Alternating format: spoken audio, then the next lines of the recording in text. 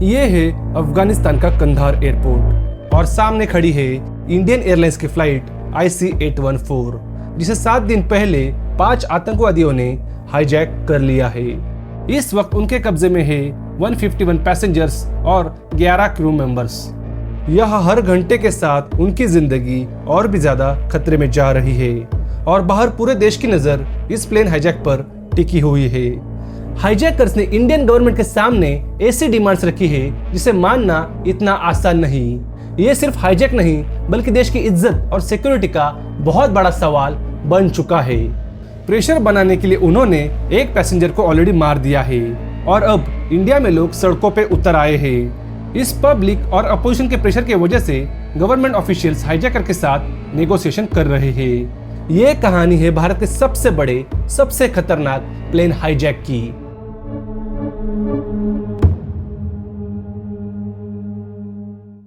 ये कहानी शुरू होती है 24 दिसंबर 1999 को, जब फ्लाइट IC-814 काठमांडू के एयरपोर्ट से दिल्ली के लिए रवाना हुई। फ्लाइट के कैप्टन थे कैप्टन देवी शरण और उनके साथ थे first officer Rajendra Kumar. Christmas शुरू होने में बस कुछ ही घंटे बचे थे और नया साल शुरू होने में बस कुछ ही दिन। इसके वजह से सारे पैसेंजर और क्रू मेंबर्स काफी ज्यादा खुशी में थे। जब यह फ्लाइट हिमालयन माउंटेन के करीब से जा रही थी तब सारे पैसेंजर्स उसके बेहतरीन नज़ारे एंजॉय कर रहे थे। काठमांडू से दिल्ली तक का सफर सिर्फ 2 घंटे का होता है, लेकिन वहां पे बैठे किसी को भी ये अंदाजा नहीं था कि उनका ये सफर बहुत ही ज्यादा लंबा होने वाला है। जब 4:39 को यह फ्लाइट इंडियन एयर स्पेस में एंटर करती है तब एयर होस्टेसेस पैसेंजर्स को रिफ्रेशमेंट सर्व करना शुरू करती है। अब तक सब कुछ नॉर्मल सा चल रहा था। फिर अचानक से 5 मास्क पहने हुए आदमी अपने सीट से उठकर लोगों के सामने खड़े हो जाते हैं, जिनके हाथ में होती है बंदूक। उनमें से एक आदमी बंदूक और ग्रेनेड दिखा के सीधा कॉकपिट में घुस जाता है और पायलट पे बंदूक तान के प्लेन को अपने कंट्रोल में ले लेता है। इसी वक्त बाकी 4 आदमी बंदूक दिखा के सारे पैसेंजर्स को अपने कब्जे में ले लेते हैं, जिससे पैसेंजर्स बहुत ही ज्यादा खौफ में चले जाते हैं। और फिर शाम के 4:53 को पायलट शरण एक अनाउंसमेंट करते हैं, दिस प्लेन इज हाईजैक्ड। अब यहाँ पे एक बहुत बड़ा सवाल उठता है कि ये हाईजैकर्स आखिर कौन थे और उन्हें काठमांडू के एयरपोर्ट का एक्सेस इतनी इजीली कैसे मिल गया। दरअसल काठमांडू पाकिस्तान के ISI का मेजर ऑपरेशन बेस था, जहाँ पे कई सारी इलीगल एक्टिविटीज हुआ करते थे। इन्वेस्टिगेशंस के मुताबिक यह हाईजैक की प्लानिंग लगभग 2 महीने से चल रही थी। इन हाईजैकर्स ने अपना नकली नाम देके 3 अलग अलग टूर एजेंसी से अपनी बुकिंग करवाई थी। ऊपर से एयरपोर्ट में बंदूक और ग्रेनेड लेके घुसने के लिए उन्होंने सहारा लिया दाऊद इब्राहिम के नेटवर्क का। असलियत में ये हाईजैकर्स हरकत उल मुजाहिदीन के मेंबर्स थे, जो कि एक पाकिस्तानी जिहादियों का ग्रुप है। इनके नाम थे इब्राहिम एथर, शाहिद अख्तर सईद, सनी अहमद काजी, जहूर मिस्त्री एंड साकिर। हाईजैक के टाइम ये लोग अपनी आइडेंटिटी छुपाने के लिए चीफ, डॉक्टर, बर्गर, भोला और शंकर जैसे कोड नेम यूज कर रहे थे। हाईजैक करने के बाद इन्होंने पायलट पे प्रेशर डाल के प्लेन को काबुल की तरफ ले जाने के लिए कहा, लेकिन इस वक्त प्लेन में फ्यूल काफी कम था, जिससे अमृतसर या फिर ज्यादा से ज्यादा लाहौर तक पहुंचा जा सकता था। तो हाईजैकर्स ने प्लेन को वेस्ट की दिशा में मूव करने के लिए कहा, जहां वो लाहौर एयरपोर्ट पर लैंड करना चाहते थे। इसी दौरान 4:40 को पायलट ने चुपके से ट्रांसपोंडर की मदद से इंडियन एयर ट्रैफिक कंट्रोल मतलब ATC को प्लेन के हाईजैक के बारे में बताया। लेकिन इंडियन अथॉरिटीज में इतनी कम्युनिकेशन गैप थी कि इस इंसिडेंट के बारे में प्रधानमंत्री अटल बिहारी वाजपेयी जी को लगभग 1.5 घंटे बाद पता चला। जब ये प्लेन आगे बढ़ते हुए लाहौर के नजदीक चला गया तब लाहौर ATC ने इसे लैंडिंग करने से मना कर दिया, क्योंकि इसी साल इंडिया ने पाकिस्तान को कारगिल युद्ध में हराया था। तो पाकिस्तान ये नहीं चाहता था कि किसी भी गलत चीज में उसका नाम आए। पाकिस्तान के मना करने पर पायलट ने हाईजैकर्स को कहा कि प्लेन में फ्यूल बहुत ज्यादा कम है, तो हमें कहीं ना कहीं तो लैंड करना ही पड़ेगा। बहुत कन्विंस करने के बाद हाईजैकर्स एग्री करते हैं कि प्लेन को रिफ्यूलिंग के लिए अमृतसर में लैंड किया जाएगा। अब यहाँ पे इंडिया के पास एक बहुत बड़ा एडवांटेज आने वाला था, जिससे हाईजैकर्स को पकड़ा जा सके। फिर 6:44 को प्लेन अमृतसर की तरफ डिसेंड करना शुरू कर देता है और कुछ ही मिनटों में प्लेन एयरपोर्ट पर लैंड कर जाता है। लेकिन प्लेन लैंड होने के बाद भी प्लेन के इंजन्स अभी भी चल रहे थे क्योंकि हाईजैकर्स कोई भी रिस्क नहीं लेना चाहते थे। इसी दौरान ये सिचुएशन हैंडल करने के लिए 5:30 को दिल्ली में CMG मतलब एक क्राइसिस मैनेजमेंट ग्रुप बनाया जाता है और 6 बजे उनकी मीटिंग शुरू होती है, जिसमें cabinet secretary, head of raw, chief of energy commandos, deputy prime minister, home minister और फॉरेन मिनिस्टर जैसे कई लोग शामिल थे। कई सारे डिस्कशन होने के बाद भी ग्राउंड लेवल पर कोई भी इंस्ट्रक्शन नहीं मिल रहे थे। यहाँ पे हैरानी की बात यह थी कि इस हाईजैक की खबर पंजाब के DGP को किसी गवर्नमेंट एजेंसी से नहीं बल्कि टीवी न्यूज देखकर पता चली। इतना कम्युनिकेशन गैप यहाँ पे चल रहा था। हाईजैकर्स एयरपोर्ट पे फ्यूल टैंकर का वेट कर रहे थे, लेकिन फ्यूल टैंकर को आने में बहुत ही ज्यादा टाइम लग रहा था। 10 मिनट हो गए, 15 मिनट हो गए, 20 मिनट हो गए, लेकिन फ्यूल टैंकर कहीं भी नहीं दिखाई दे रहा था। इसी बीच पंजाब पुलिस के चीफ सरबजीत सिंह ने CMG को बताया कि उनके पास एंटी टेररिज्म ऑपरेशन के लिए ट्रेन कमांडोज अवेलेबल है और वो एक्शन लेने के लिए रेडी भी थे, लेकिन उन्हें कोई भी क्लियर ऑर्डर नहीं मिला, जिसके वजह से वो कुछ नहीं कर पाए। फ्यूल टैंकर को आने में बहुत टाइम लग रहा था, जिसके वजह से हाईजैकर्स पैनिक हो गए और गुस्से में उन्होंने रुपिन कतियाल को चाकू मार दिया।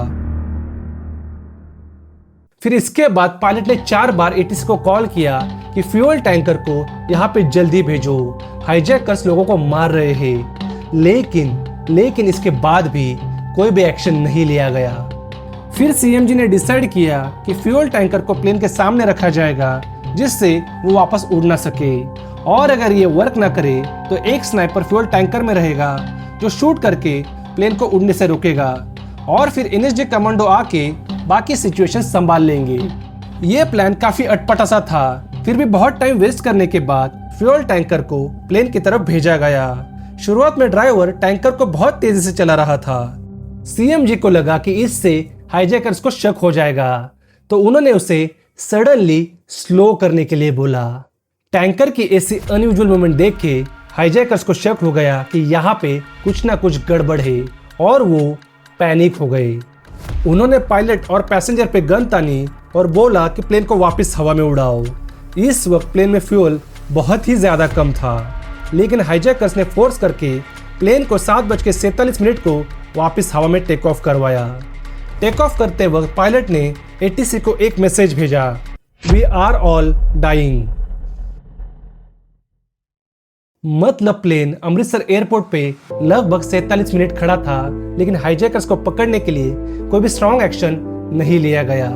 ग्राउंड लेवल पर एजेंसीज मौजूद थी, लेकिन उनमें से किसी के पास भी परमिशन नहीं थी।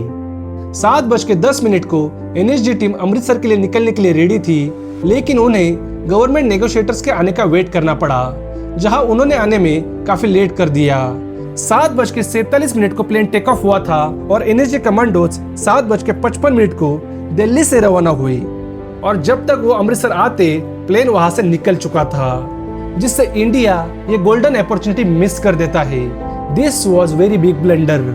बाद में रॉ के चीफ AS दौलत ने भी एक्सेप्ट किया कि ये एक बहुत बड़ी मिस्टेक थी, क्योंकि जैसे ही हाईजैकर्स इंडिया से बाहर निकलते हैं, हमारा उन पे कंट्रोल बहुत ही ज्यादा कम हो जाता है।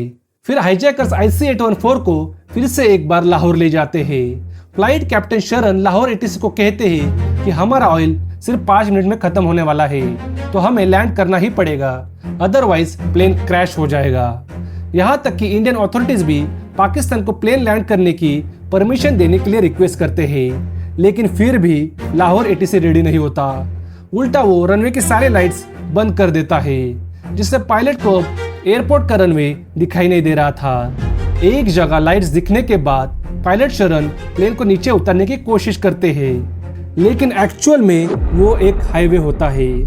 लाहौर ATC ये देख के घबरा जाते हैं कि अगर यहाँ क्रैश लैंडिंग हुई तो इसमें उनके ही सिटीजन मारे जा सकते हैं, तो इसलिए वो रनवे की लाइट्स ऑन कर देते हैं और फ्लाइट IC-814 को लैंड होने में गाइड करते हैं। फिर फाइनली 8:01 को प्लेन लाहौर एयरपोर्ट पर लैंड कर देता है।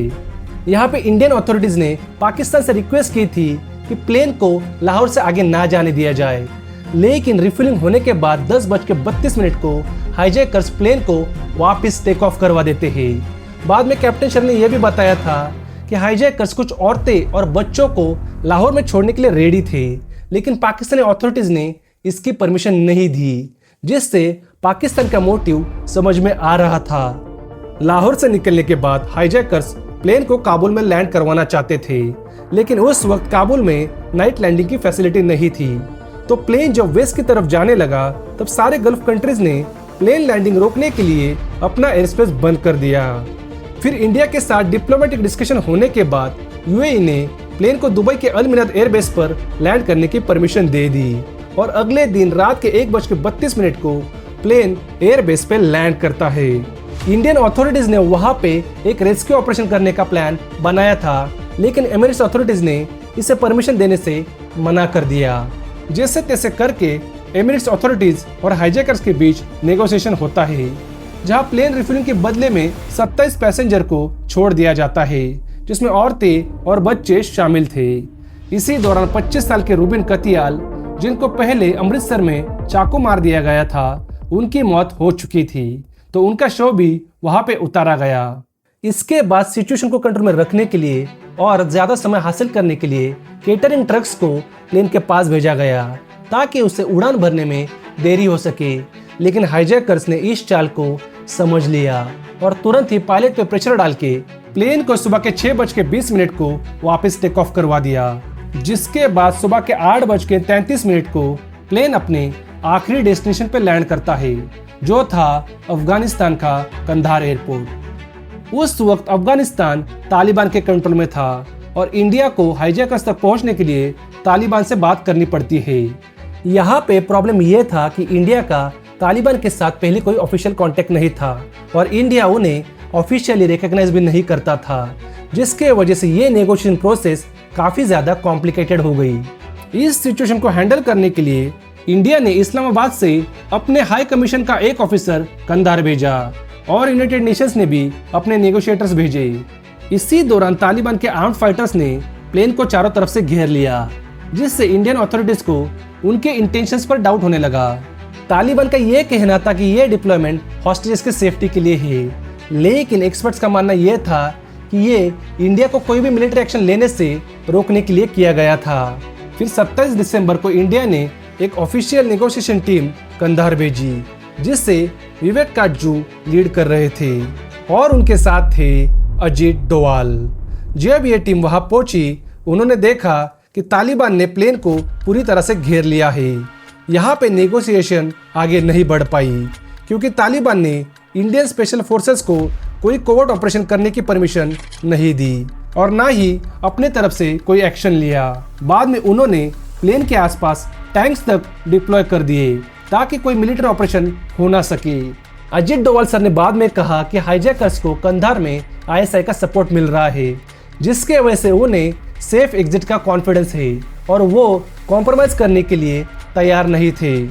इसी दौरान हाईजैकर्स ने पहली बार अपनी एक्चुअल डिमांड रखी।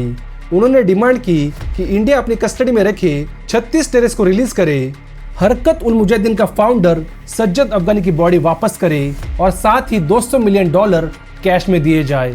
और हाईजैकर्स ने कहा कि अगर ये डिमांड्स पूरी नहीं हुई तो सारे पैसेंजर्स को मार दिया जाएगा और प्लेन को बॉम्ब से उड़ा दिया जाएगा। ये डिमांड्स और धमकी से ये क्लियरली समझ आ रहा था कि सिचुएशन बहुत ही ज्यादा डेंजरस है। उस वक्त की सरकार इन डिमांड्स को पूरा करने के लिए बिल्कुल भी रेडी नहीं थी, क्योंकि अगर इन आतंकवादियों को रिलीज किया जाता तो वो वापस जाके फिर से भारत में आतंकवाद फैलाने का काम करते। लेकिन पब्लिक इस चीज से राजी नहीं थी। पैसेंजर के रिलेटिव्स और कई सारे लोग गवर्नमेंट के अगेंस्ट प्रोटेस्ट करने लगे। वो चाहते थे कि किसी भी हालत में सारे पैसेंजर्स को सेफली वापस लाया जाए। तो पब्लिक और अपोजिशन के प्रेशर की वजह से गवर्नमेंट ने हाईजैकर्स के साथ नेगोशिएशन आगे बढ़ाई। हमारे नेगोशिएटर्स ने जैसे तैसे नेगोशिएट करके उनकी डिमांड कम कर दी। उन्होंने $200 मिलियन प्लस 3 टेररिस्ट को रिलीज करने का फैसला किया, जो थे मसूद अजहर, ओमर शेख एंड मुश्ताक जरगार। मसूद अजहर को 1994 में जम्मू एंड कश्मीर में टेररिस्ट एक्टिविटीज के लिए अरेस्ट किया गया था।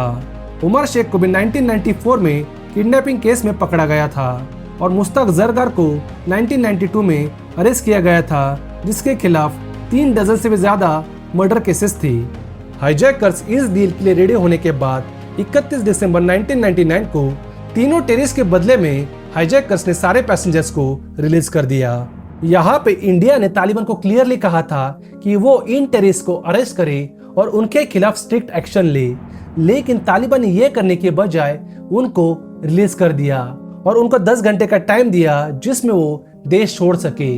यहाँ तक कि उन्होंने सारे टेररिस्ट को खुद पाकिस्तान बॉर्डर तक छोड़ दिया और ये इंश्योर किया कि इंडिया उन पे कोई अटैक ना कर सके।